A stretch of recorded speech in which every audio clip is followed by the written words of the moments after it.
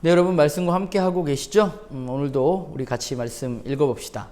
먼저 오늘 우리가 읽은 말씀은 창세기 42장 18절에서 38절까지의 말씀입니다. 오늘 말씀을 보면서 우리가 먼저 생각해 보고 싶은 것들이 있는데, 첫 번째는 요셉이 형들에게 조금 다른 제안을 하게 되죠.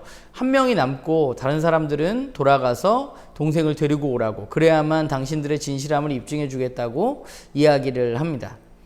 그런데 그 이야기를 한 후에 형들이 서로 이야기를 하게 되는데요. 형들이 그 이야기 가운데 생각난 것이 있습니다. 그들이 생각하고 이야기한 것은 무엇인지 우리가 좀 살펴보았으면 좋겠습니다. 그리고 그들이 생각했던, 자신들이 가지고 있었던 자신들의 문제는 무엇이었는지 우리가 형들의 이야기 속에서 좀 살펴보았으면 좋겠고요. 두 번째는 이제 형들이 돌아가서 아버지 야곱에게 지금까지 있었던 일을 쭉 설명을 하게 됩니다. 그런데 그 형들의 이야기에 대해서 아버지인 야곱은 어떤 반응을 보였는지 우리가 좀 살펴보았으면 좋겠습니다. 그래서 오늘 본문을 보면서 저는 오늘 본문에 큰 등장인물이 셋인데, 요셉, 그리고 형들, 그리고 아버지 야곱이잖아요.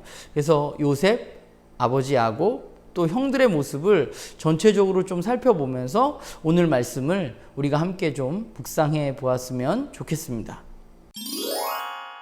네, 오늘 제가 한 큐티 여러분들과 함께 나누면요, 요셉의 형들에게 한 명만 남겨두고 돌아가서 동생 베냐민을 데리고 오면 당신들의 진실함이 입증될 것이라고 이야기를 하게 됩니다.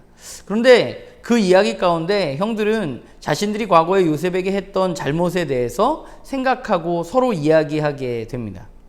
그러니까 그들은 지금 자신들 앞에 놓여져 있는 상황을 바라보면서, 자신들이 애굽에서 요셉 앞에서 겪고 있는 그 일들을 겪으면서 결국 무엇을 한 거예요? 자기 자신들이 과거에 했었던 한 사건, 자신들의 마음에 여전히 남아있는 그 사건을 그들은 기억하게 된 것이죠. 그들은 이 자신들이 직면한 어려운 상황 가운데, 오해받고 어려운 상황 가운데 자신들이 했던 잘못을 기억해내게 됩니다. 그리고 자신들의 잘못을 인정하게 됩니다. 그들이 말하는 자신들의 잘못은 무엇인가요? 요셉이 자신들에게 애걸하고 괴로워할 때 그의 이야기를 듣지 않았다는 것입니다. 요셉이 팔려갈 때 사실 그 본문이 우리에게 요셉이 어떤 이야기를 했는지 기록하고 있진 않지만, 오늘 본문을 살펴보면 요셉이 형들에게 살려달라고 굉장히 애걸했었던 것으로 보여집니다. 그런데 형들은 어떻게 했나요? 형들은 그 요셉을 외면했습니다. 그게 생각난 거죠. 그게 자신들의 잘못. 자신들이 동생이 그렇게 자신들에게 애걸하는데 그럼에도 불구하고 그 동생을 바라보지 않고 그 동생이 미워서 그 동생을 팔아버린 것, 그 사건을 형들은 생각하게 됩니다. 죄라는 것이 무엇인가 생각하다가 오늘 본문을 보면서 그런 생각을 했어요. 우리가 물론 하나님 반역하고 하나님 없이 사는 삶이 죄인데, 결국 그 죄라는 것이 결국은 타인의 아픔과 고통을 우리가 전혀 공감하지 못하게 하고, 듣지 못하게 하고, 보지 못하게 하는 것이 바로 죄가 우리들의 삶에 가져오는 모습이라는 생각을 하게 됩니다. 형들이 그랬던 거죠. 동생이 미워서, 동생의 애걸과 동생의 괴로움을 바라보지 못한 것입니다. 그리고 형들은 집으로 돌아옵니다. 시므온이 볼모로 잡히고, 그래서 아버지에게 지금까지 있었던 일을 이야기하게 됩니다. 그런데 야곱은 자신의 아들들의 이야기를 듣고 자기는 베냐민을 보낼 수 없다고 말합니다. 그런데 그 이야기를 보면 36절에 뭐라고 이야기하냐면, 너희들이 진짜 나를 괴롭게 하는구나 라고 말합니다. 요셉도 잃고 시므온도 잃었는데 너희들이 이제 베냐민까지 잃게 하는구나. 근데 그 결론이 뭐예요? 그래서 내가 진짜 너희들 나를 괴롭히려고 그러는구나 라고 야곱은 반응하고 있다는 것이죠. 38절에 르우벤이 자신이 이 약속을 지키지 못하면 자신의 아들을 죽여도 좋다고 이야기하고 맹세함에도 불구하고 야곱의 반응은 어때요? 계속해서 자기 생각뿐입니다. 그러니까 우리는 야곱을 보면서 여전히 변하지 않은 그의 모습, 그의 부족함을 보게 되는 것 같아요. 야곱은 여전히 자기 자신만 생각합니다. 자기 자신의 아픔, 내가 아들을 잃어서 겪었던 슬픔만을 생각하고 있는 것이죠. 그는 한 번도 아들들이 왜 그랬는지, 아들들은 그 일을 통해서 어떤 아픔을 겪었는지, 어떤 어려움을 겪었는지에 대해서는 관심 갖지 않습니다. 그의 생각은 오로지 뭐예요? 내 아들이 없어져서 내가 슬픈 것이죠. 내가 어렵고, 내가 수월에 들어갈 것 같고, 내가 죽을 것 같고, 내 생각만 하는 그 야곱의 모습을 우리는 오늘 본문 가운데 다시 한번 만나게 되는 것 같습니다.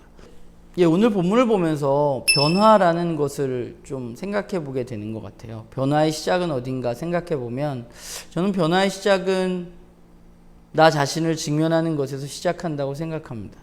오늘 형들은 요셉의 행동과 애굽에서 겪었던 일들을 통해서 자신의 삶을 직면하고 올바로 바라보게 되는 것입니다. 자신들이 했던 잘못을 인정하게 되는 것이죠. 요셉의 행동으로 말미암아서 형들은 자신들이 보고 싶지 않았던, 들추어내고 싶지 않았던 그 부분을 들추어내고 자신들의 잘못을 인정하는 것입니다. 저는 변화는 거기서 시작된다고 생각합니다. 그런데 야곱은 어떤가 생각해 보면 그는 여전히 자기 자신만 생각합니다. 그러니까 자기 자신만 생각한다는 것은 자신의 삶을 올바로 직면하는 삶이 저는 아니라고 생각합니다. 그는 모든 것을 다른 사람들 탓으로 돌립니다. 너희들 때문에 내가 아들을 잃었다고 그는 생각하는 것이죠. 자기가 요셉만 이뻐해서 다른 아들들이 겪었을 어떤 어려움에 대해서 그는 바라보지 않습니다. 내가 아버지로서 온전한 역할을 했는가? 그는 생각하지 않습니다.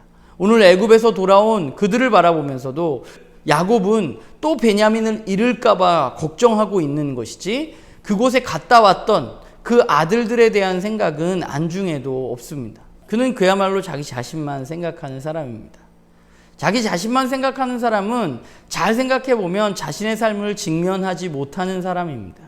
왜냐하면 자신의 삶을 말씀 앞에 직면했을 때, 어떤 상황 가운데 나를 온전히 성찰했을 때 자신의 잘못을 바라보고 인정하는 것이 자신을 바라보는 것이기 때문이에요. 여전히 자신을 바라본다고 이야기하면서 남 탓을 하는 것은 자기 자신을 바라보는 것이 아닙니다.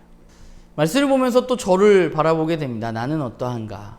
결국 하나님의 사람으로 이 세상을 살아가면서 제가 해야 할 일은 하나님의 말씀 앞에 끊임없이 제 자신의 삶을 비추어 보는 일이란 생각을 하게 됩니다. 말씀뿐만 아니라 누군가의 말이나 누군가의 행동을 통해서도 나의 삶을 비추어 보아야만 하는 것이 제가 해야 할 일이란 생각을 하게 됩니다. 여전히 저는 저만 바라보고 싶은 사람입니다. 내가 피해 안 입고 살아가기를 원하는 사람이죠.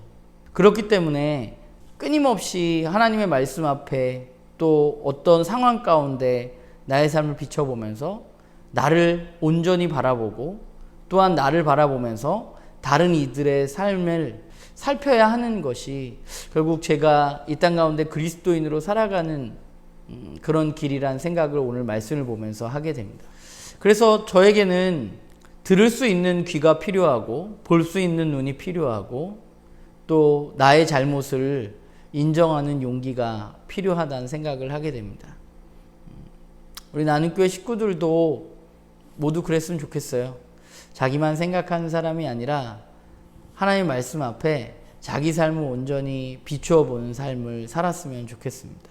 남 탓만 하고 사는 사람이 아니라 나의 문제를 발견하고 그것을 바꾸어 가려고 노력하는 그런 저와 여러분이 되기를 간절히 소망합니다.